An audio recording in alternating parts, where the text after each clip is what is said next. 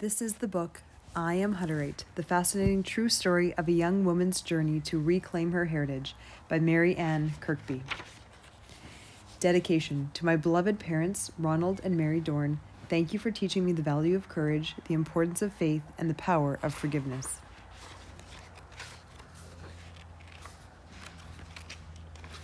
Prologue. In July of 2002, I was approached by a journalist friend to write a magazine article about Hutterite gardens. Manitoba is home to more than 100 Hutterite colonies, but I knew exactly which one I would visit. Selling the story idea to the head gardener at Fairholme Colony took a little work. Judy Mandel wasn't convinced hers had enough of a wow factor to merit a story. Oh heavens, we only have a small garden this year, she sighs over the phone. Why don't you try New Rosedale or James Valley? Their gardens are so big they're selling vegetables to the public. I really want to go to Fairholme, I insist. Big, uneven white clouds resembling a child's drawing fill the open prairie sky as I pile my 5-year-old son Levi into the car for the journey. I do not need directions. I know the way as certainly as I know the sound of my son's voice. The rich, earthy smells of a Manitoba summer dance through the open car window as I head west on the Trans-Canada. On either side of the highway, yellow fields of canola stretch as far as the eye can see. Once upon a time begins a tape deck with the Robin Hood story Levi has chosen for himself. Once upon a time, indeed. I tumble down memory lane, and in my mind I can almost hear the kitchen bell on the colony ringing, calling the women to work. A tractor hitched with a trailer idles impatiently near a sandy path that winds its way down to the gardens on the banks of the Assiniboine River. I see my mother with the other women piling onto the flatbed, each with a 3-gallon stainless steel pail to carry the day's bounty. Their distinct garments speak of safety, of duty, and motherhood. On each head is a ticle, a black kerchief with white polka dots the size of garden peas. Among the women is Judy's mother, Sarah, the head gardener. In a few hours they return for afternoon luncheon with flushed faces and stained fingers, carrying ruby strawberries to the bevy of eager children awaiting them at home. In their simple kitchens they plop the sweet fruit into bowls, anointing them with fresh cream and a sprinkle of sugar. Their young ones, with rested eyes and hungry mouths, crowd around the table and eat until their stomachs are ready to burst. Soon the bell will ring again, and the women must return to work. The bulk of the strawberries are sitting in the cool basement of the large community kitchen, waiting to be transformed into pies and cakes and jars of delicious jams. Fairholme Colony, says the sign an hour's drive from Winnipeg. A dusty gravel road lined on both sides with mature oak trees escorts us into the heart of Fairholme, where colorful flower gardens give the neat rows of aging homes a festive flair. My son and I make our way to the gardener's house. Her sister, Selma, the head cook, is waiting for us. So are a group of curious, barefoot children. The girls are in identical black bonnets, their suntan faces giving off a healthy radiance.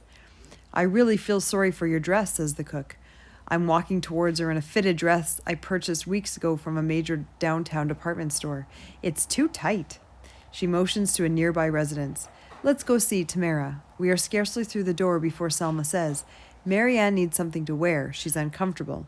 A young woman with the face of an angel rises from her sewing machine and offers me an outfit from her closet. It has a rosy pattern and a roomy, full-gathered skirt. The waistband is loose and forgiving, and the fabric soft and cool against my skin. A whiff of dried cotton and sunshine escapes from the open closet, and I am transported back to the summers of my childhood. The children who followed us delight in seeing me in a Hutterite outfit. Bin ik schon? Do I look beautiful? I tease them. They giggle and nod. I wink at my son, who's giggling too. The head gardener appears, and we all squeeze into my small car for the short ride to the garden. This car is full of Hutterites, reports Levi from the back seat to a round of laughter. It's a beautiful garden, Judy Mandel admits as we shed our shoes and prepare for a leisurely stroll. Our miniature tour guides soon lose themselves in the pea patch with Levi in tow. The small 15-acre garden is lush and green thanks to the community's irrigation system. Rows and rows of vegetables are framed by a painter's palette of wildflowers and tall prairie grasses. We only have enough for ourselves this year, Judy explains, referring to the approximately 90 community members the garden will serve. Late afternoon finds me lingering in the community kitchen, where preparations for the supper meal are underway. The women laugh easily as they move between the oven, the fryer, and the boiling pots of vegetables. I find it hard to pull myself away. I locate Levi twirling on the colony's wooden merry-go-round. He isn't any more eager to leave than I. On our way to the car, we crossed paths with one of the locals. "Marianne," exclaims Thelma, taking me in. "You look so nice when you're not wearing all that paint on your face." I laugh at her candor. One doesn't have to read minds around here.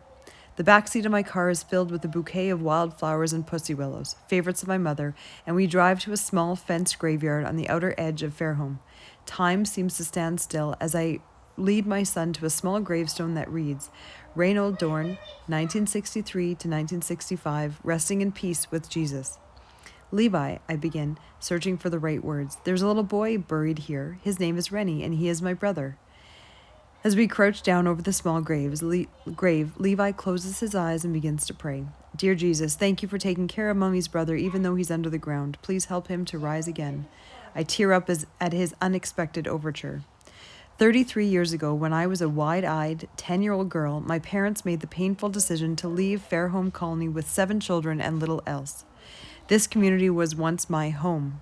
Here, in this simple graveyard, lies a stark reminder of where we have come from, a precious imprint of ourselves we left behind.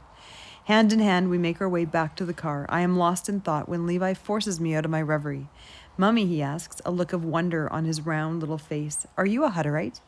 My son's innocent question sends me on a journey into the inner recesses of the heart where our deepest secrets are kept and the truth is stored.